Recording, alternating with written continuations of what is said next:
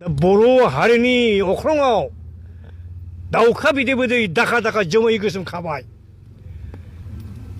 बे दाखा दाखा जोमै गोसोमखौबो जुदि बुजिनो हायाब्ला, सिरि मोनखांनो हायाब्ला, पार्टि फुर्तिखौ जालदाब जुलदाब गारनानैब्लाबो खौसेयै जुदि गसंथानो हायाब्ला, बे बर' हारिया बे मुलुगनिफ्राय जोबनांगौआ बारा गोबाव आरो सम गैलिया रायजोबो।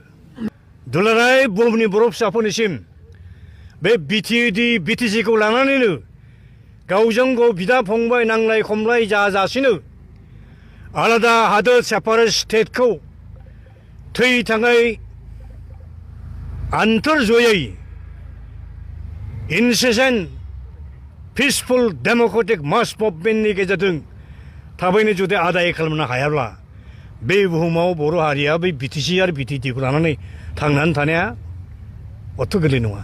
बे जास्ट जागायजेननायसो खोमा बिसोरनि मथेब्ला।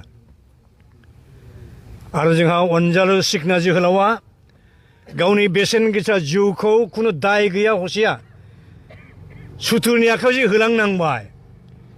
बेयो जोंनि दुलाराय बुहुमनि बर' फिसाफोरनि मेगनखौ खेवनानै होबाय होननानै आं सानो।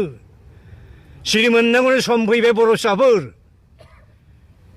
5,000 बर' फिसाफोरखौ मुंख्लं जाहोनानै जों जे बड'लेण्ड टेरिटरियेल काउन्सिल एरियास मोनदोंमोन बिटिएडि आरो बिटिसि, बेखौ दिनै गुबुन जायगानिफ्राय फैनाया दिनै जेरैखि जायाबाबो कब्जा खालामनानै गावसिनि खालामनायनि प्लेनिंजों आवगायगासिनो दं।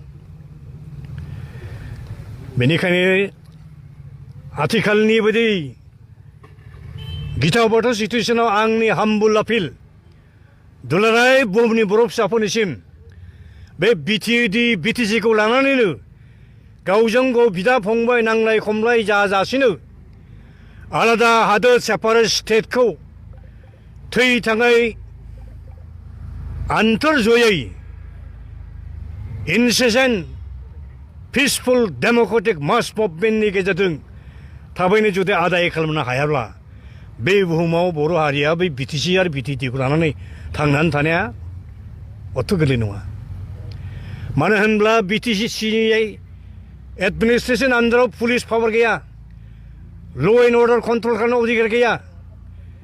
दिनै आसाम गभर्नमेन्टआ ल' एन्ड अर्डारखौ कन्ट्रल खालामो। दिनै जायनिखि मानसिफ्रा अना खाना सिखना जोहोलावखौ गावथारबाय बुथारबाय, बे मानसिफोरखौ बेसेबां हमखो खोनानो मोनदों 18 जनसोल' हमदों। हमनानै हयथ' जेलावसो हरगोन, जामिनाव बिसोर बख'गोन थाखा फैसा खरस खालामनानै, खिन्थु रियेल आसोल कालप्रिटखौ हमनो मोनदोंना मोनाखै। दा जोंनि दाबिया जाबाय जाय रियेल कालप्रिट, बे रियेल कालप्रिटफोरखौ हमनांगौ आरोखि। दहाय जोंहा बनसुनि आफादगिरिया फंसे बाथ्रा रायखांदों। बे जाबाय 1989आव इण्डियान पार्लियामेन्टआ मोनसे आयेन पास खालामदों। बे जाबाय ट्राइबेल आरो सिडिउल कास्टफोरनि सायाव एट्र'सिटिस जुदि जायोब्ला, बे एट्र'सिटि एक्टनि आन्दाराव जायफ्रा ट्राइबेल मानसिफोरखौ आक्रमण खालामदों, बुथारदों, बिसोरनि हा हु सेदों, बे मानसिफोरखौ गोख्रैनो डिसिआ डिस्ट्रिक्ट मेजिस्ट्रेटआ दा डिस्ट्रिक्ट कमिशनारा एक्सन लानो हायो, एक्सन लानांगौ। आरो जायनिखि मानसिफ्रा बे घटनाखौ खालामदों, बे मानसिफ्रा जतदिन कमप्रमाइज खालामा बे जायगायाव थानो मोना, खिन्थु बे आयेन मथे बे मानसिफोरखौ होखारहरनांगौ। जेब्ला बिसोर कमप्रमाइज खालामगोन, आं भुलाव मावफ्लांदों, आं बहाय आलो गोजोनै सान्थियै बयजोंबो गोरोबनानै थानोसै होनब्लासो बिसोरथ' थानो मोनफिननो हागौ आरो बिसोर ओरैनो इलिगेल मानसिखा।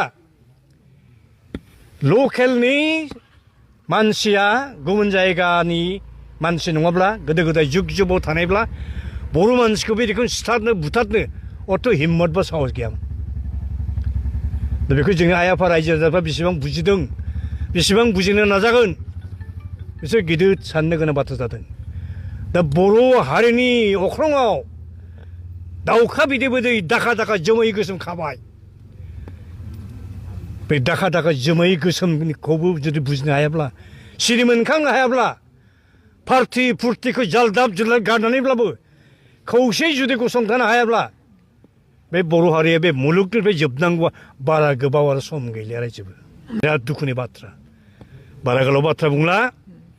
जायखिजाया जायफोर कालप्रिट, जायफोरा बुथारदों, बै माबाखौ आरोखि अनजालु जोहोलावखौ फासि होनायसिम सहैहोनांगौ। दा बेखौ एस ए हल बर' हारियाव जेसेबां आफादफोर दं रायजोफोर दं जों गोख्रों दाबि खालामनांगौ।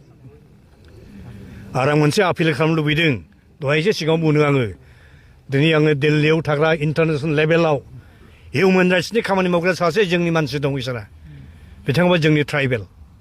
दा बिथाङा आंखौ बुंहरदों, आं ओरैनो खोनादों, सरासनस्रा नुदों ससियेल मिडियायाव बायदि घटना जानाय, डिटेलखौ आं मिथिया, नोंथांमोना डिटेल रिपर्ट कालेक्सन खालामनानै प्रिपेयार खालामनानै आंनो हर, आं जा हायो आं नाजागोन होननानै बिथाङा बुंदों आरोखि। खुनु दिन फासयनायनि खोथा थानो नाङा। आरो दिनै बे प्रेस मिडियानि गेजेरजों नोंथांमोननि मिडियानि थ्रुयै आं खावलायनो लुबैदों, जोंनि बर'फोरनि गेजेराव जेसेबां बर' फिसाफोर MLA दं, मन्त्रि दं, MP दङ, BTCनि MC दं, EM दं, चिफ दं, डेपुटि चिफ दं, बिथांमोना cutting across the party line unitedly single voice होनांगौ, जाहाथे जोंनि अनजालु जोहोलाव बिस्मितआ मोननांगौ रोखोम जास्टिस मोनो। आरो बे बड'लेण्ड ओनसोलाव बर' फिसा जाहाथे रावनिफ्रायबो गिनाङा जासिनो आनहेम्पार्ड रोखोमै, आनइन्टाराप्टेड रोखोमै जाहाथे आलो गोजोनै सेफलि रैखाथिजों जाहाथे जिउ संसार खांनो हायो, रायजो जानो हायो, बेनो आंनि हाम्बल आपिल। देग्लायनि जानुवारि दाननि थांनाय 19 अक्ट'खालि टिपकाय पर्बतजरा हालामनि बासबारि गामिनि सासे बैसो गोरलै बर' फिसा बिथां सिखना जोहोलाव बिस्मितखौ गावनि कनस्ट्राक्शननि साइटनिफ्राय माखासे कनस्ट्राक्शन मेटेरियल्सफोरखौ लायनो थांनायाव लामायाव गिदिंबोफिननाय समाव मोनाबिलिनि 7टा एबा 7:30 समनि गेजेराव बड'लेण्ड हालामाव गुबुन हादोरनिफ्राय इल्लिगेल भाबै हाग्रा ओनसोलाव हाबनानै थाफैनाय पार्टिकुलार मोनसे हारिनि मानसिफ्रा, माखासे दुश्मनफ्रा बारबारिक रोखोमै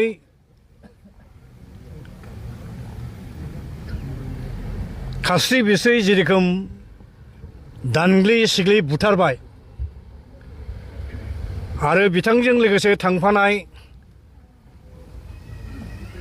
सानै बर' फिसाफोरखौबो जिबायदि रोखोमै बुथारफ्रामबायमोनानो, थैबाय होननानैसो हयथ' गालांदोंगोन, नङाब्ला सोरबा खाथिनि जायगानि मानसिया हयथ' थाब रेस्किउ खालामदों, पुलिसफोर सहैनायनि जाहोनावसो हयथ' बे सानै मानसिया जिउखौ खुनुरोखोम मोनफिननाय जादों। दा बे जाथायखौ आङो गोख्रों रावजों आं सोंखारियो आरो बे जाथाया एसेबां गोरलै जाथाय नङा। आंनि बुजिनाय बिजिरनाय मथेब्ला बे जाथाया जास्ट ओरैनो मोनसे एलार्मसो आरोखि। सोरनिबा बिराद लं रन मोनसे मास्टार प्लेन दं, हाइडेन एजेन्डा। बे हाइडेन एजेन्डा जाहैबाय बड'लेण्ड हालामनि सा ओनसोलाव जेसेबां रिजार्भ फरेस्ट दं, जेरैहाय टिपकाय Parbatjhora forest division, Haltugaon forest division, Kachugaon forest division, Aie Valley forest division, बे फरेस्ट डिभिजनफ्राव जेसेबां रेन्ज दं, बिट अफिस दं, बे हाग्रा ओनसोलखौ गासिबो कब्जा खालामफैबाय गुबुन हादोरनिफ्राय फैनानै। आरो बै मानसिफ्रा जेराव इल्लिगेल दंफैयो, बे इल्लिगेल माइग्रेन्ट्सफ्रानो आरोबाव मा खालामदों, गावसोरनि सोनाब हादोरनिफ्राय थाखोमा फैनाय माखासे नक्सालाइट एलिमेन्ट्सफोरखौ सम्भब जायगा होदोंमोनगोन। आरो बे नक्सालाइट एलिमेन्ट्सफोरनि थुनज्लायनायावनो सम्भब दाखालि जालांनाय 19 जानुवारिनि हर मोनाबिलिनि घटनाया निस्सय जानो हादों।